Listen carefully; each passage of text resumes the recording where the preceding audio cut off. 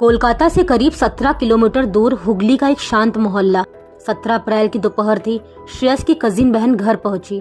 दरवाजा खुला था और जैसे ही वो अंदर गई उसके कदम वहीं ठिठक गए। कमरे का पूरा फर्श खून से लाल था। टीवी तेज आवाज में चल रहा था और सामने 8 साल का श्रेयस खून से लथपथ पड़ा था।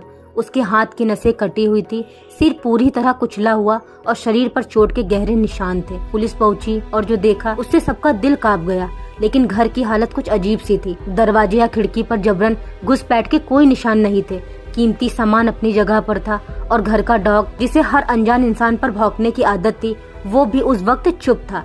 मतलब साफ था कातिल घर का ही है। पुलिस ने कॉल डिटेल्स, रिश्तेदारों और पड़ोसियों से पूछताछ शुरू की पर कुछ खास हाथ नहीं लगा। फिर पुलिस ने मोहल्ले के सीसीटीवी कैमरे खंगाले। दोपहर 2 से 4 के बीच एक महिला दिखाई दी, मास्क लगाए, हाथ में बैग। वो उसी गली से निकल रही थी जहां श्रेयस का घर था। फुटेज जब माँ बाप को दिखाया गया तो पिता पंकज शर्मा ने पहचान लिया। वो थी इशरत परवीन, शांता शर्मा की बहुत करीबी दोस्त।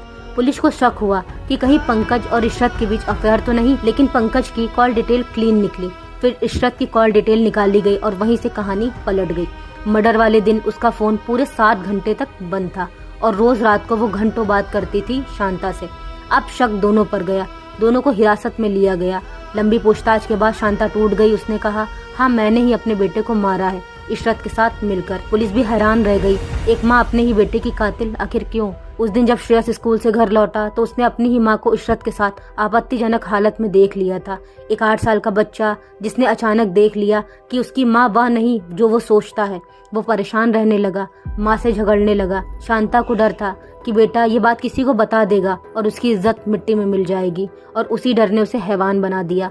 उसने अपने बेटे का सिर दीवार पर मारा, फिर एक भारी मूर्ति से उसका सिर कुचल दिया और जब इतने से भी चैन नहीं मिला तो किचन जाकर चाकू लाई और उसकी नस काट दी। जब तक श्रेयस ने दम नहीं तोड़ दिया वो वहीं बैठी रही, ठंडी, खामोश और बेपरवाह। पुलिस ने कहा इस केस की सबसे बड़ी कुंजी थी डॉग का ना भौंकना, क्योंकि अगर कोई बाहर का व्यक्ति घर में आता तो वो जरूर शोर मचाता, लेकिन उसने नहीं किया क्योंकि कातिल कोई अजनबी नहीं, उसकी अपनी ही माँ थी। ये था हुगली का वो केस जहाँ एक माँ ने अपने गुनाहों को छुपाने के लिए ममता की सारी सीमाएं तोड़ दी। एक बच्चा जो अपनी मासूम आंखों से सच्चाई देख बैठा और एक माँ जिसने अपने डर में अपनी इंसानियत को ही मार दिया। कमेंट में बताइए क्या कोई माँ इतना गिर सकती है कि ममता को ही कलंक बना दे?